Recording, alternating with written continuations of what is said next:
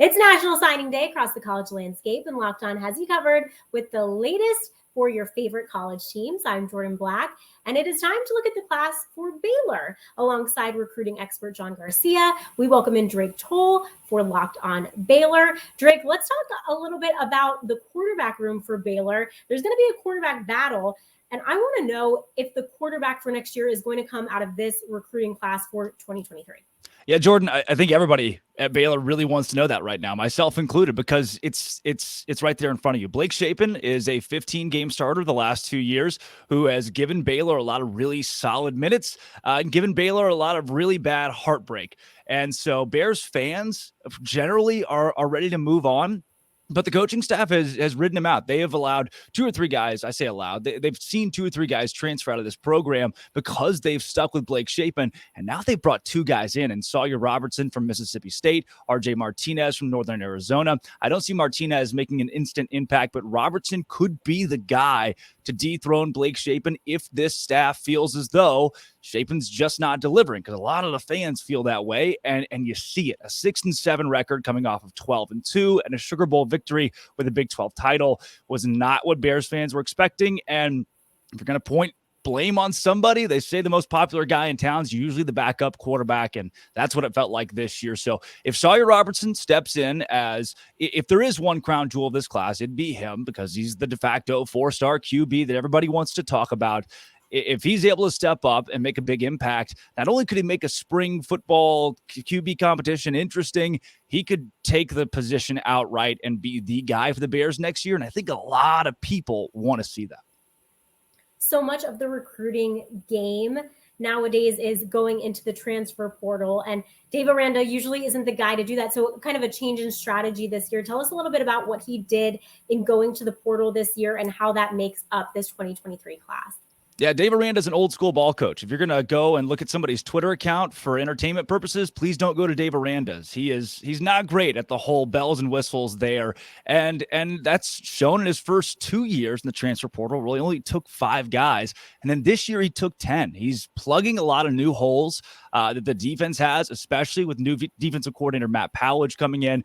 And they lost 10 recruits this offseason. They lost a few guys to transfer portal as well, and Aranda had to turn somewhere for immediate impact players, and he went to the portal. Finally, we've been waiting for him to go to the portal, and he did it with great success, something that I don't know if any of us were really expecting coming into the offseason, but he pulled in guys like Sawyer Robertson, quarterback out of Mississippi State. He pulled in Keytron Jackson coming out of Arkansas, who's going to be a really solid wide receiver for Baylor next year. I love the Barrington brothers, 2 offensive linemen from BYU. Clark Barrington was someone who I thought could have gone to the NFL draft this offseason. Many were ready for him to do so, and instead he'll start for Baylor next year in the interior of the offensive line. Dominic Richardson, a running back out of Oklahoma State, will likely be your starting running back next year just based on what he's put on film. 6 foot, 205, a big Abram Smith-style back.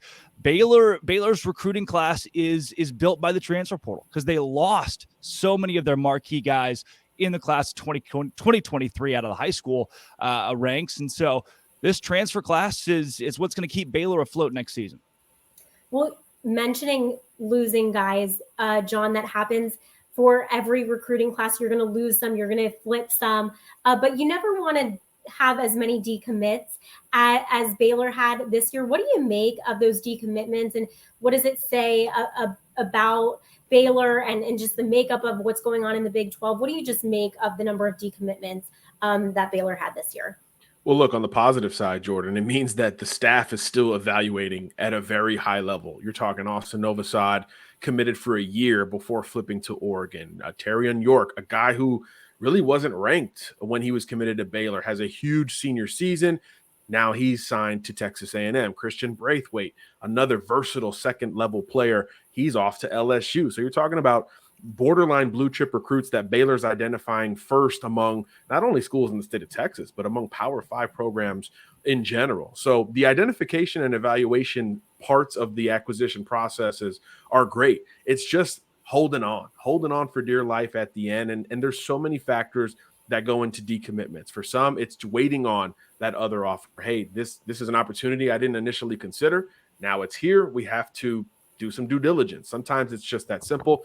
Other times it's about the on-field product. 2021 Big 12 champs.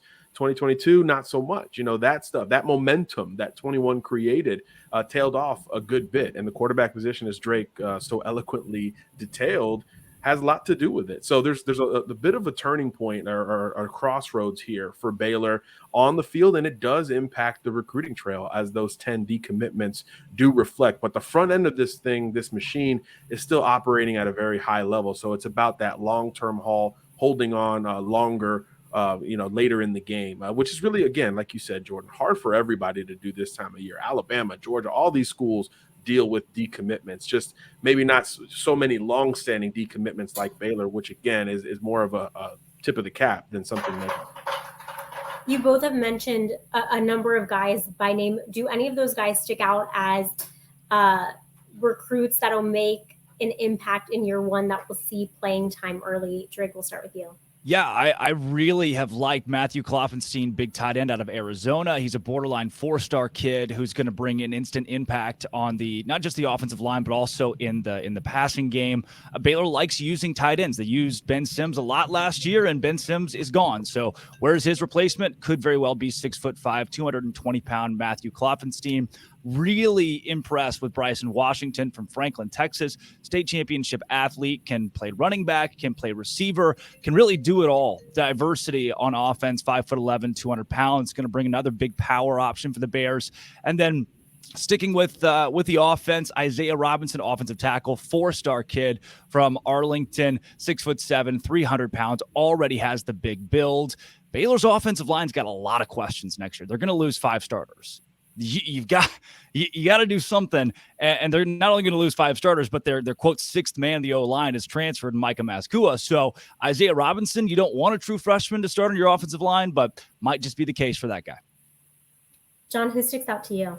Yeah, I was going Zay Robinson as well. I mean, he's got to be the guy. We talked about a lot of contested recruitments that didn't go Baylor's way. This was one that was contested throughout, that Baylor was able to hold on to it, and maybe that potential playing time was something he couldn't pass up. But as Drake said, 6'7", 300 pounds, a banner left tackle who moves better than his frame suggests. And I like the polish here. He's light on his feet relative to his size, and his frame is one of the best in the country, regardless of position. So while the technical aspect and just adjusting to college football is still ahead for him in terms of seeing the field, the combination of the need area there for Baylor and his raw traits, I do think will allow him to see the field or have an opportunity pretty much right out of the gate as a true freshman. Stranger things have happened in this sport. And look, he's coming from Arlington Lamar, big time program, plays against elite competition on Friday nights. And we know, the apex of high school football in the state of Texas is borderline college, it feels like. So I think Robinson will be mentally ready to go. Any areas that Baylor didn't address in this 2023 recruiting class that they should have, Drake? Yeah, corner, a secondary, safeties, corners. You lost Al Walcott to the transfer portal and Snacks Johnson, both of them going to Arkansas together. So now what do you do to replace him? You get Isaiah Dunson from Miami, which is a great pickup, but overall you didn't boost your secondary as much as many Baylor fans would have liked, and you didn't put yourself in a comfortable position with your secondary that has plagued you the last couple of years. You are now 2 years removed from the Jalen Petrie era of Baylor football, and you haven't seen a guy step up and play the role that he was able to. Now, granted, look, he's a really good athlete, but that's what Dave Aranda, the precedent he set, was these are the guys that I'm going to develop at this university, and you can't really develop them if they're not on the roster. And right now, they're not on the roster. Your secondary needs a lot of help. Matt Powledge was the safeties coach for Baylor's Sugar Bowl and Big 12 run. He is back as the D coordinator, brings a young spark to this team. So sure, maybe there's a lot of development you see in the offseason from guys like Alfonso Allen, who you haven't heard too much from. But right now, I don't understand why they didn't get a couple more game-ready guys to bolster that unit. Overall, though, we're feeling positive about next year. Can you give us a grade? Jourdan, if I'm going to give a grade in this offseason, it's probably a B. And there have been times where it was teetering in the C- levels because Baylor had lost so many big-time commits. Had you asked me in early December when Austin Novosad jumped ship, he was going to be from nowhere to a top 10 quarterback in this class, was going to be Baylor's greatest quarterback commit ever. and he leaves the day before he was supposed to sign to go to Oregon. So now the world's falling apart. And we're talking about Braithwaite. We talked about Torian York. Baylor's class was bad at one point in this offseason, and then they went to the portal and they fixed a whole lot of it. They got Robertson from Mississippi State. He's going to be a staple. They got Dunson and Richardson. So that's what saved this group, was the transfer portal. And if Baylor's going to win next year, they have 8 home games. They got a really favorable schedule. If they're going to win next year, they've got to lean on the transfer guys. And the fact you got 10 of them, that brings it to a B for me.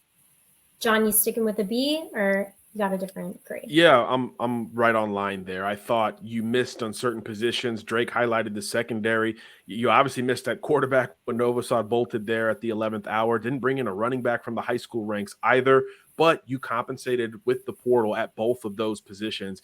But I think quarterback, bringing in multiple guys was really important here for Baylor, because almost no matter how this QB battle shakes out, you're probably going to have another exit into the portal, maybe as early as the spring window when it opens back up in the month of May. So bringing in multiple guys, I think, was really important for sustainability.